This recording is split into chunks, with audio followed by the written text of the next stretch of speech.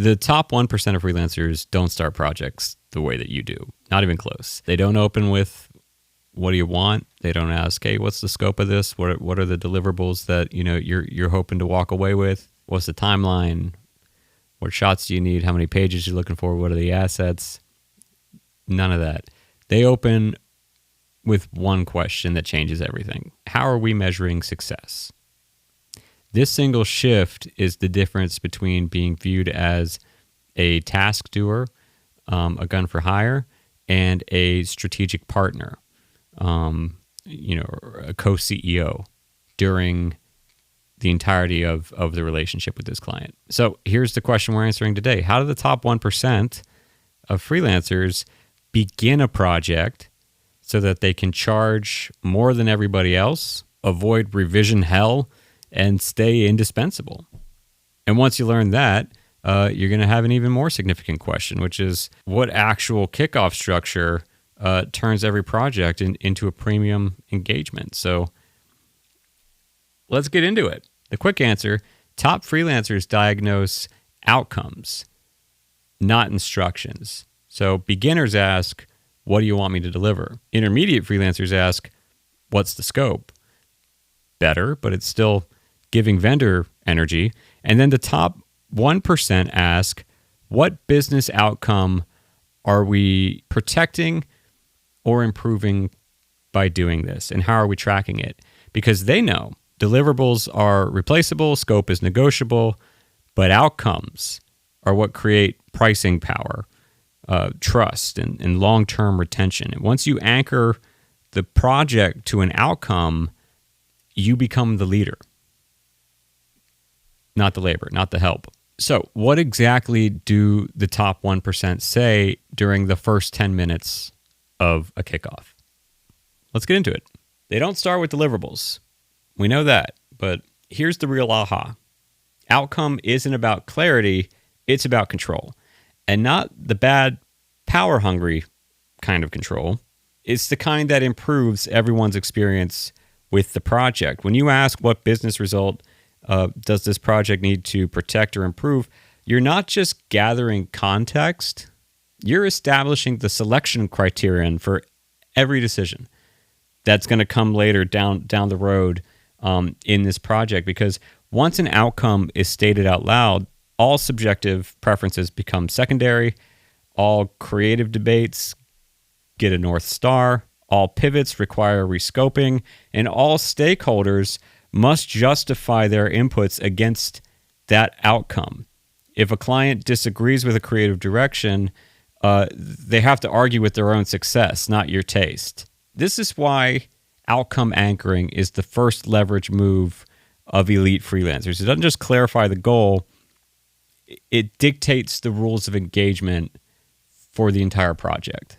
But not every client is on this page. So how do you extract that outcome from clients who only talk in deliverables? Forget the 5 whys.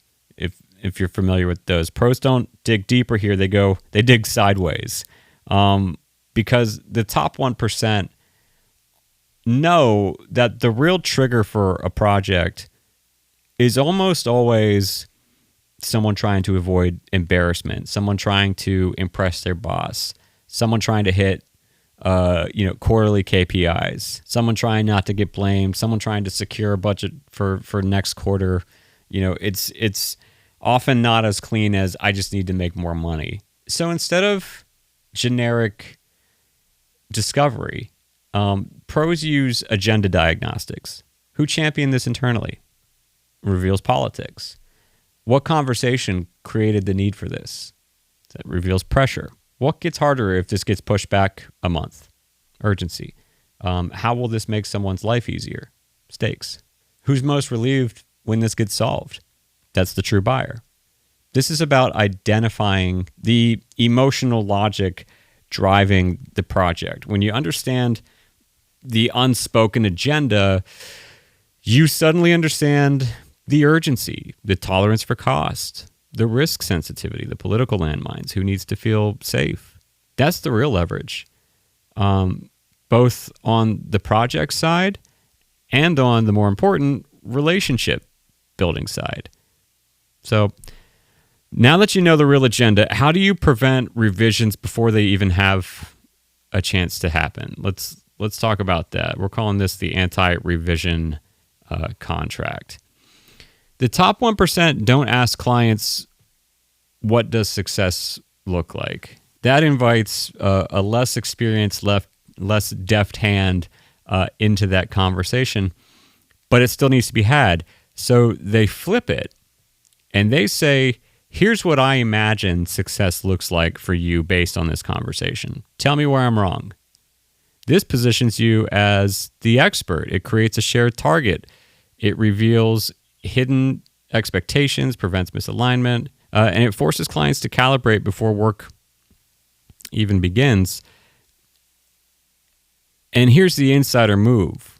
You get to define success here using measurable business friction, not creative refinements. So, for example, success would mean that you would get the position in front of them. Success would mean creating activations or conversions, not making a video that's really cool, or a faster approval cycle or tightening messaging flow, not,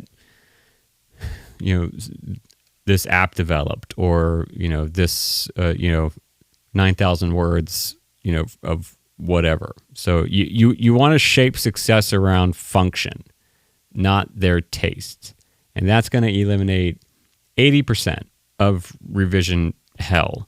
But alignment doesn't matter if you then set the client loose in the revision phase, in the notes phase, which is the next mistake that most make here. You got to engineer that a little more expertly. So let's talk about that right now.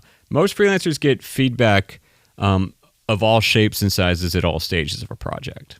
At the beginning, they're getting notes that aren't needed yet, and at the end, they're getting notes that should have been addressed in the beginning during a draft stage, and now they've got to take the whole project apart to do this little thing. I don't want you to receive notes during this project. I want you to guide notes.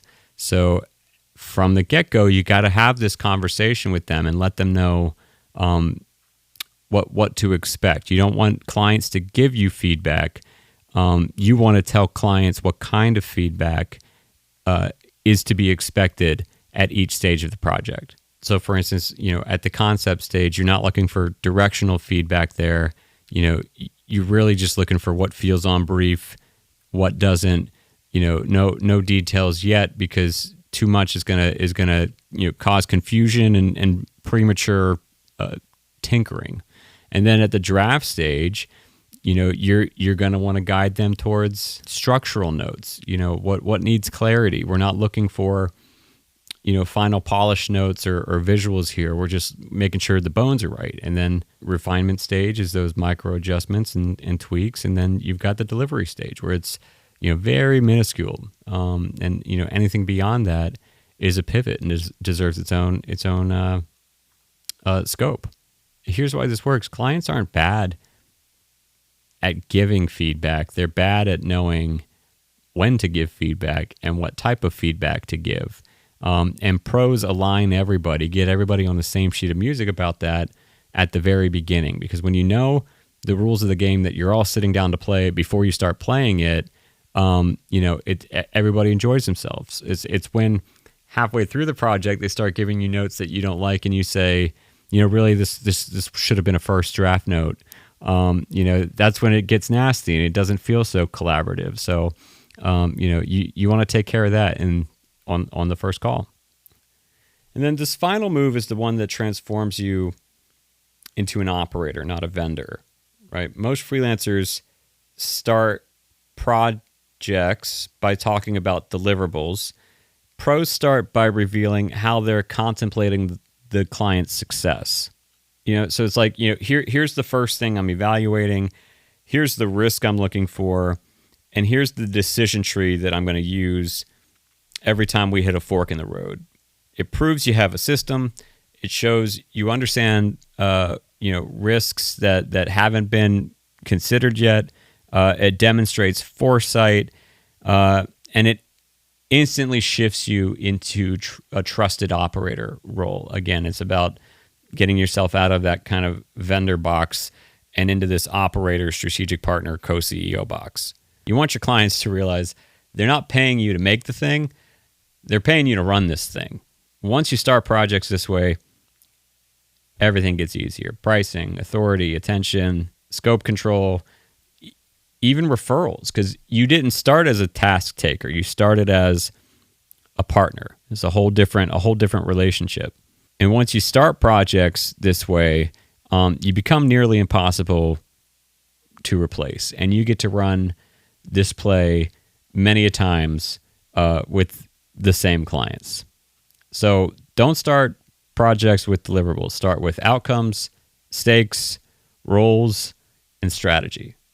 Diagnose before you agree on anything, align before you execute on anything, and lead before you go about the business of building anything. And when you adopt this kickoff structure, you instantly position yourself as the safest, most strategic option in the room. Now, if you want more tactics like this one, we got plenty of that going on around here. Subscribe to this channel and make sure to turn on notifications. And if you want to take this a step further and chat with me and my team about your business goals, your business objectives, any obstacles in the path, consider joining the freelancing program. 1,300 other freelancers are in there every day, workshopping ideas, crowdsourcing their business decisions, joining us in weekly meetups, enjoying over, 20 hours of video course at this point. So there's plenty in there to keep you busy and keep you growing. So link is in the description. I'll see you over there hopefully, but I'll definitely see you in the next one. All right, take care.